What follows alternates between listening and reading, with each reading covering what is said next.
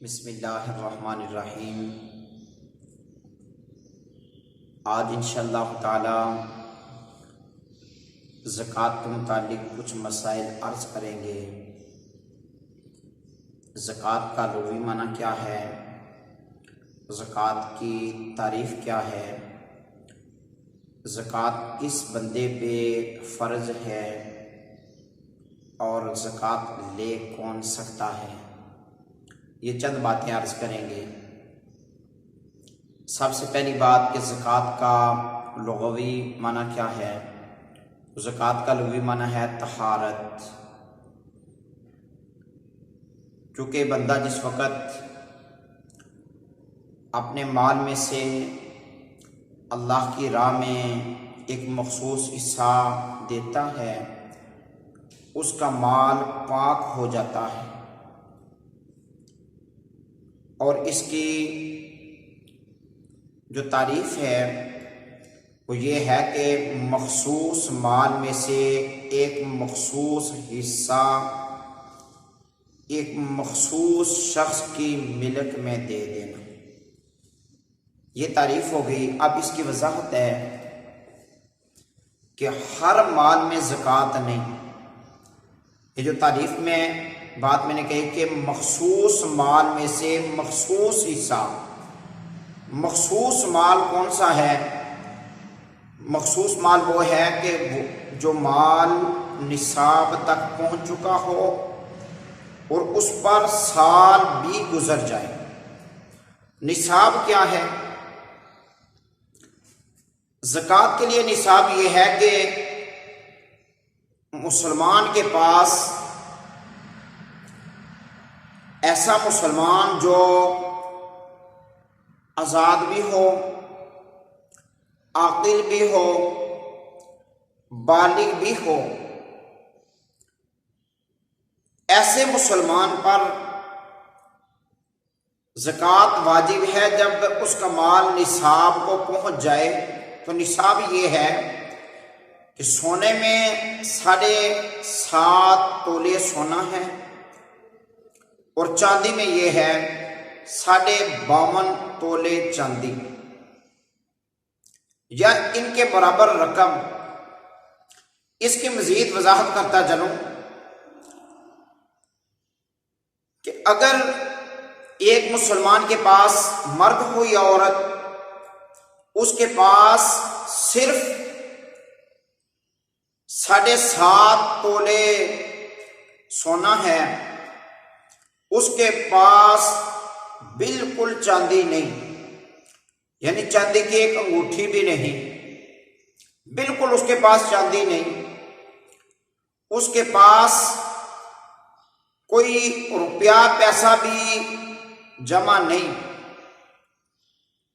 اس وقت تو اس کے لیے 7.5 تولے سونے کا ہونا ہی ضروری ہے، تو اس پر پھر زکوٰۃ ہوگی۔ لیکن اگر کسی مسلمان کے پاس اس طرح ہو کہ اس کے پاس چند تولے، یعنی 2 یا 4 یا 5 تولے یا 1 تولہ ہی کہہ لیں، اس کے پاس سونا ہے، اس کے پاس معمولی سی چاندی ہے، مثلا ایک انگوٹھی اس کے پاس چاندی کی ہے، اب اس کے پاس 2 نصاب جمع ہو گئے، سونے کا بھی اور چاندی کا بھی۔ اس صورت میں شریعت یہ کہتی ہے چاندی کے نصاب کا اعتبار کر کے اس پہ زکوٰۃ کا حکم لگے گا، یعنی پھر ہم سونے کی قیمت بھی لگائیں گے، چاندی کی بھی، دونوں کے پیسے جمع کر کے دیکھیں گے یہ نصاب کو پہنچ چکے ہیں یا نہیں۔ اگر نصاب کو پہنچ چکے ہیں تو زکوٰۃ واجب ہو جائے گی، ورنہ زکوٰۃ واجب نہیں ہوگی۔ دوسری صورت، اگر کسی مسلمان کے پاس کچھ سونا ہے، 1 تولہ ہو، 2 یا 4 یا 5، یعنی اس کے پاس کچھ سونا ہے، سونے کے علاوہ اس کے پاس کچھ رقم جمع ہے، یہ سارا کچھ ضروریات اصلیہ سے علیحدہ ایک ہے، اس کی ضرورت کا معاملہ جو ہے، اس کا کھانے پینے کے پیسے یا اس کی دیگر ضرورتوں کے یعنی کپڑوں کے پیسے یا اس کے کپڑے یہ جو ضرورت اصلیہ ہے، اس کے علاوہ اس کے پاس زائد کچھ رقم موجود ہے، وہ 100 روپیہ یا 500 روپیہ ہی کیوں نہ ہو، اس کی ضرورت اصلیہ سے، یعنی جو اس کو ضرورت رہتی ہے کھانے پینے کا یا دیگر جو معاملہ ہے، اس کے علاوہ اگر اس کے پاس کوئی رقم زائد ہے، 100 روپیہ ہو یا 500 یا 1000 ہی زائد کیوں نہ ہو، 2 نصاب جمع ہو گئے، اس صورت میں بھی اس پہ دونوں چیزوں کا حساب کر کے دیکھیں گے کہ 52.5 تولے چاندی جتنی رقم اگر بن جاتی ہے تو پھر زکوٰۃ واجب ہو جائے گی۔ یہ ہے نصاب، لیکن اس میں بھی ایک شرط ہے کہ جب اس پہ سال گزر جائے، یہ سارا جو مال ہے اس پہ سال گزرنا ضروری ہے، سال گزر جائے گا تو اس کے بعد پھر اس پہ زکوٰۃ واجب ہوگی۔ اس لیے کہ نبی اکرم صلی اللہ علیہ وسلم کا فرمان عالی شان ہے، فرمایا کہ زکوٰۃ مال میں نہیں اس وقت تک جتنی دیر تک اس پہ سال نہ گزر جائے۔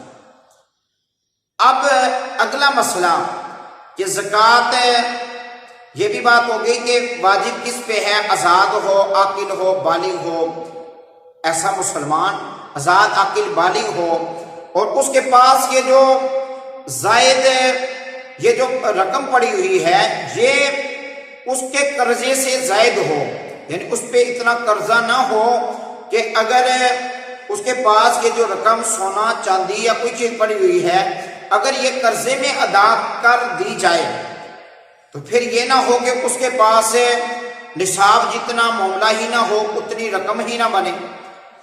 اگر قرضے سے زائد اس کے پاس ہے تو پھر جا کے اس سے ادائیگی ہوگی، یعنی کہ اس پہ زکوٰۃ واجب ہوگی۔ اس میں اگلی بات کہا تھا مال مخصوص، مال مخصوص یعنی جس پہ سال بھی گزر جائے، نصاب بھی کامل ہو۔ اب ایک مخصوص حصہ اس میں سے اللہ کی راہ میں دینا ہے، سارا مال شریعت نہیں کہتی سارا مال ہی خرچ کر دو۔ مال کتنا دینا ہے؟ 40واں حصہ، یعنی 2.5%، لاکھ میں سے 2500 روپیہ اللہ کی راہ میں دے دینا ہے۔ اب یہ دینا کس کو ہے؟ قرآن پاک نے اس کے مصارف بیان فرمائے۔ قرآن پاک میں اللہ تعالیٰ ارشاد فرماتا ہے پارہ نمبر 10 کے اندر، انما الصدقات للفقراء والمساکین والعاملین علیہا والمؤلفۃ قلوبہم وفی الرقاب والغارمین وفی سبیل اللہ وابن السبیل۔ اللہ فرماتا ہے کہ صدقات یعنی زکوٰۃ کا جو معاملہ ہے یہ ان لوگوں کے لیے ہے جو محتاج ہوں، فقیر، پھر ارشاد میں مسکینوں کے لیے، اور پھر اسی طریقے سے زکوٰۃ کے پیسوں میں سے ان لوگوں کو تنخواہ بھی دی جائے گی جو زکوٰۃ وصول کرتے ہیں۔